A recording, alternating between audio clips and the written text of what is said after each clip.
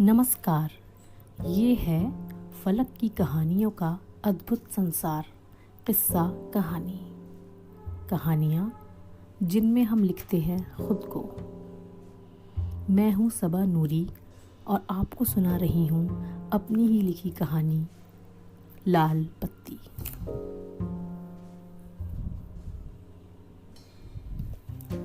लाल बत्ती। जी हाँ, वैसे तो इस नाम से सम्मानित व्यक्तियों की गाड़ियाँ ही याद आती हैं, है ना?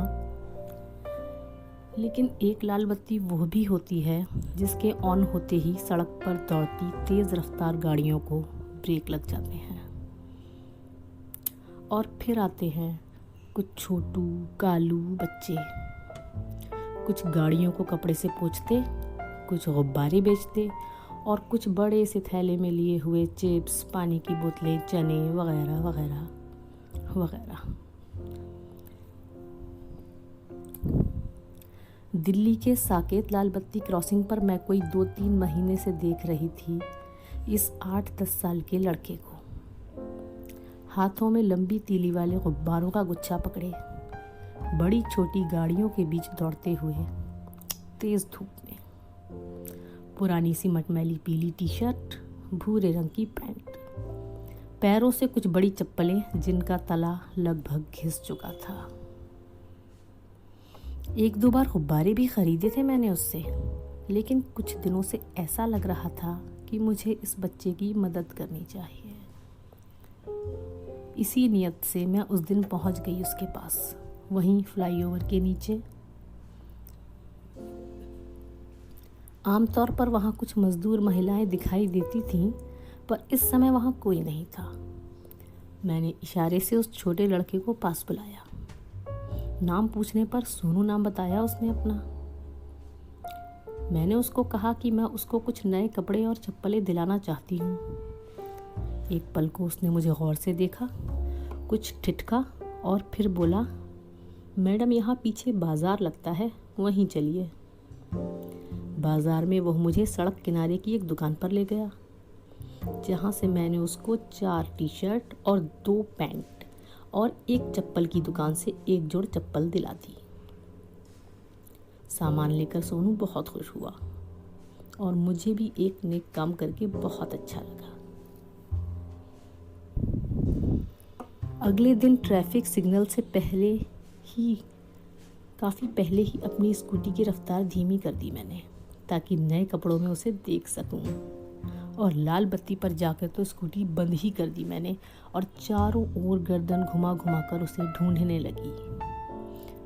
शायद उस बड़ी एसयूवी के पीछे से आएगा वो, या फिर उस सफ़ेद कार के पास दिखेगा, या फिर इसी इंतज़ार में लाल बत्ती वापस हरी हो गई और मुझे आगे बढ़ना पड़ा।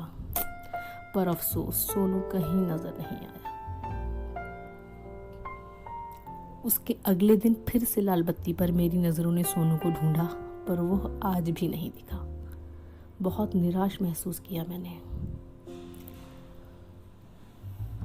फिर लगभग 1 सप्ताह बाद देखा मैंने सोनू को, फ्लाईओवर के नीचे गुब्बारे बांधते हुए, वही मटमैली पीली टी शर्ट, वही भूरे रंग की पैंट, वही बड़ी बड़ी चप्पलें। और मैं बरबस ही उसकी ओर लपकी। कहाँ थे तुम इतने दिनों से? हाँ? कौन, मैं? सोनू ने मुझे देखा। हाँ तुम, और कौन? मैंने जोर देकर कहा। अच्छा छोड़ो, यह बताओ, वो नए कपड़े क्यों नहीं पहने तुमने? क्या हुआ, बोलो। कुछ इधर उधर देखने लगा वो।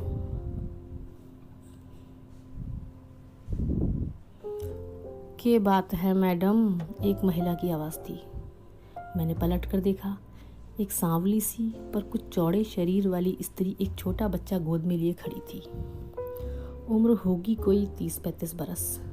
कुछ कत्थई से बालों को चौड़े दुपट्टे से ढके, फूलदार सलवार कुर्ते में जैसे कुछ फंसी हुई सी वो मेरे सामने थी। तुम कौन? मैंने गुस्से से पूछा। मैडम, मेरा लौंडा है जी। अच्छा, तुम्हारा बेटा है? हाँ जी मैडम, कौन बात होगी? है रे, तू बता। उसने अपने बेटे को चपत लगाई। मैं झुंझलाई सी देख रही थी दोनों को। माई ये वही है, वो जो कपड़े ना लाया था मैं उस दिन घर में, वो इन्होंने ही दिलवाए थे। अच्छा, इन्होंने दिलाए थे, ठीक है तू जा पकड़ गुब्बारे, बत्ती लाल होली है, कहते हुए उसने सोनू को जाने का इशारा किया। बड़ी उलझन हो रही थी ये सब देखकर। तुम्हारा बच्चा मैला कुचैला धूप में पैर जलाता घूम रहा है, तुम्हें कोई फर्क नहीं पड़ता। ऊपर से कोई कुछ दे दे तो तुम लोग पहनाते नहीं हो बच्चे को। अच्छा यह तो बता दो उन कपड़ों का किया क्या? मैडम हम मजबूर हैं जी, हमने वो कपड़े बेच दिए उसी दुकानदार को। हद हो गई। क्यों भाई?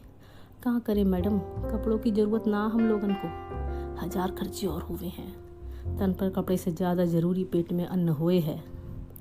जब तक राशन वाले का उधार चुकता ना करो तब तक वो अगला राशन न दे है। टैंकर से पानी की एक कट्टी भराने तक को पहले पैसा चाहिए हुए है। कमरे का किराया लेने मकान मालिक 1 तारीख को आधम के है। और के बताऊं मैडम, कम से कम आधा लीटर दूध की थैली आए तो सब जनों की चाय बने है। गैस का सिलेंडर भराने में तो 1 दिन की मजूरी कम पड़ जाए है। क्यों, पति कहाँ है तुम्हारा?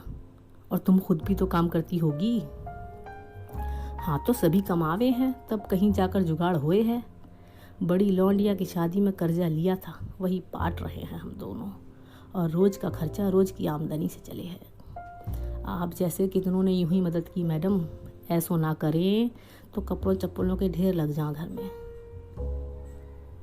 यानी ये है इनकी रोज़ की आमदनी। समझ तो मैं गई थी, फिर सोचा इन्हें जो करना है करें, लेकिन हम अपनी मदद का हाथ पीछे नहीं खींचेंगे। और फिर चाहे जैसे भी सही, मेरी की हुई मदद तो उन तक पहुंच ही गई। मैं चल दी थी वापस अपने रास्ते पर। एक कहावत याद आ रही थी कि नेकी कर दरिया में डाल। सच में नेकी करके भूल जाना ही बेहतर है। बस ये कहानी इतनी ही। अभी आप सुन रहे थे सबा नूरी की आवाज़ में मेरी ही लिखी कहानी। फिर मिलते हैं एक नई कहानी के साथ। धन्यवाद।